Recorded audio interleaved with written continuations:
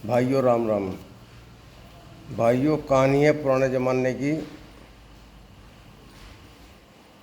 एक गरीब किसान का एक लड़का था। वो बेचारा मेहनत मजदूरी करता, ज़मीन थोड़ी थी, नहीं काम चलता था उसका। उन्हीं के राज्य में राजा महाराजाओं का ज़माना था। राजा का एक लड़की थी, राजकुमारी। राजकुमारी से राजा बहुत प्यार करता था। तो एक दिन राजकुमारी ने कहा राजा से, मुझे उड़ने वाला पंख चाहिए। राजा साहब चक्कर में पड़ गए कि उड़ने वाला पंख कहाँ से ला के दूँ मैं तुझे। बड़ी दिक्कत आई राजा साहब को। उन्होंने लड़की ने कहा कि मैं मर जाऊंगी अगर मुझे उड़ने वाले पंख नहीं मिलेंगे। राजा साहब को चिंता होगी। राजा साहब ने मंत्री से कहा, भाई पूरे राज्य में मनादी करवा दो, जो भी उड़ने वाले पंख ला के देगा उसको मैं बहुत सारा इनाम दूंगा। तो भाइयों, लोग सोचने लगे कौन लाया कैसा लाया। वो जो लड़का था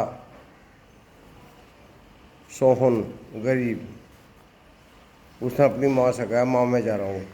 वो राजा के दरबार में आया। उसने कहा, राजा साहब मैं ला दूँगा उड़ने वाले पंख। तो जाओ बेटा, तुम्हें बहुत सारा इनाम दिया जाएगा।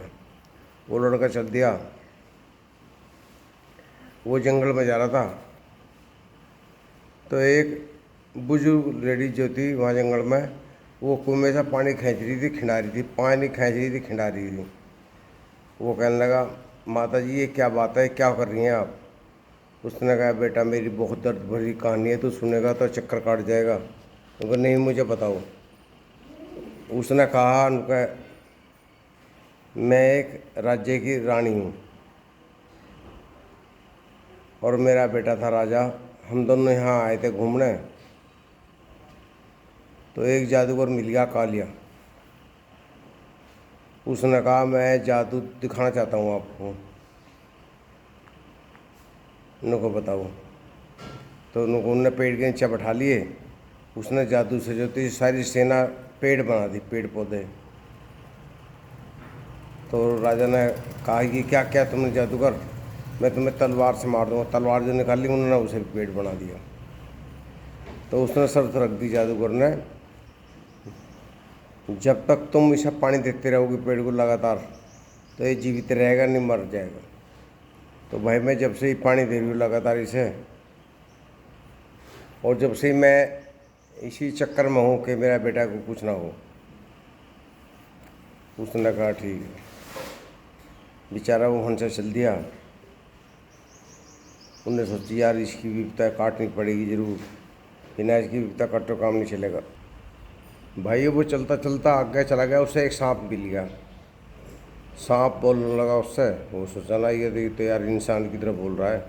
उसने सांप से पूछा, आप कौन है।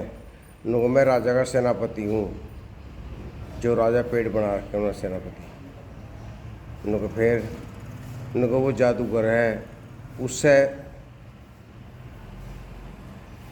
उसके हाथ में है हम सबको, वो हमारे राज्य का राजा बन गया।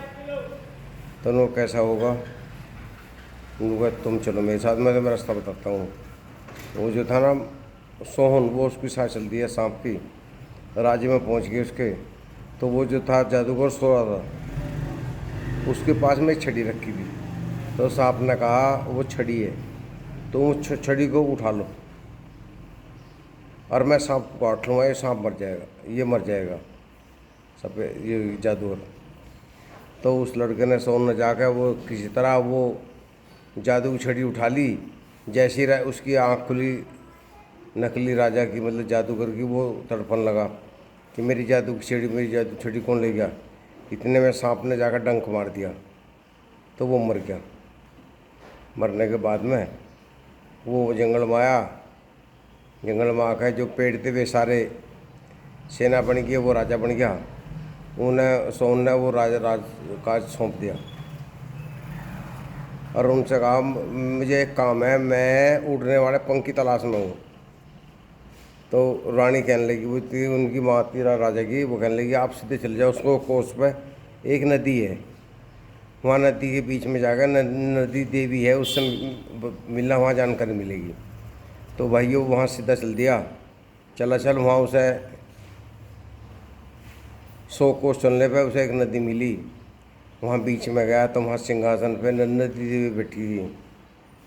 उससे कहा मुझे ऐसे उड़ने वाले पंख चाहिए। वो कहने लगी मैं क्या बताऊँ, एक चील है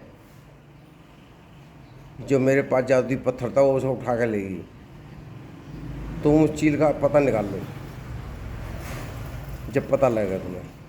तो भाइयों वो चलता गया, जो जंगलों में, शहरों में, मतलब कई राज्य आए, उस है वो बहुत ऊंचे पेड़ पे एक चील का घोंसला दिखाई दिया। उसमें कोई चीज़ चमक रही थी, चमकती चीज़ को न उस बेचारे ने चील से कहा कि चीज़ जो है कि आपके यहाँ घोंसला है। नो कहा चलो ठीक है। वो एक कुहाड़ी ला गया बाजार से, उस पेड़ को काटने लगा। तो चील डर गई, उन्हें सोची तो पेड़ काट देगा, मेरे अंडे फूट जाएंगे। चील कहने लगे ओ भाई मेरी बात सुन, इस पेड़ क्यों काट रहा है? उनको मैं हूँ लकड़ा रहा, मुझे तो लकड़ी बेचनी है।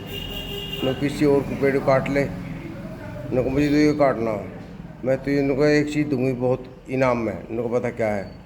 वो जादुई पत्थर लेकर आए उसको धरे, वो तो उसके काम का था। उनको तू ही ले ले, मैं इधर ही हुआ है, तू पेड़ को ना काटे। भाइयों वो जादुई पत्थर लेके चल दिया, वहाँ से नदी के पास आया। नदी माता ने जो था उड़ने वाला पंख दे दिया उसे। उस पंख को लेकर वो राज दरबार में आ गया।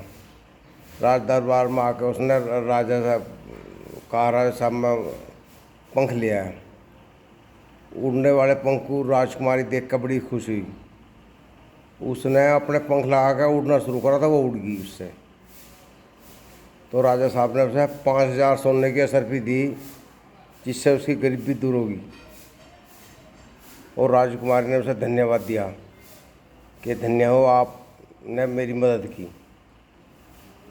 तो भाइयों वीडियो आपको कैसी लगी? ये काल्पनिक होते हैं कहानियाँ। चैनल को सब्सक्राइब कर लेना, वीडियो को शेयर भी कर देना। भाइयों पहले राजा महाराजाओं के ऐसे ही किस्से हुआ करते थे, जिन्हें लोग खूब सुनते थे गौर से, और ज़्यादातर ऐसी बात होया करती थी उनमें। अब पता नहीं ये भैया बात सही है या गलत है, हमने भी जो सुनी है ऐसे आपको बता दी। ये ज़्यादातर काल्पनिक होती हैं। भाइयों इस वीडियो को अधिक से अधिक शेयर कर देना, आप चैनल को सब्सक्राइब जरूर कर लेना। नमस्कार।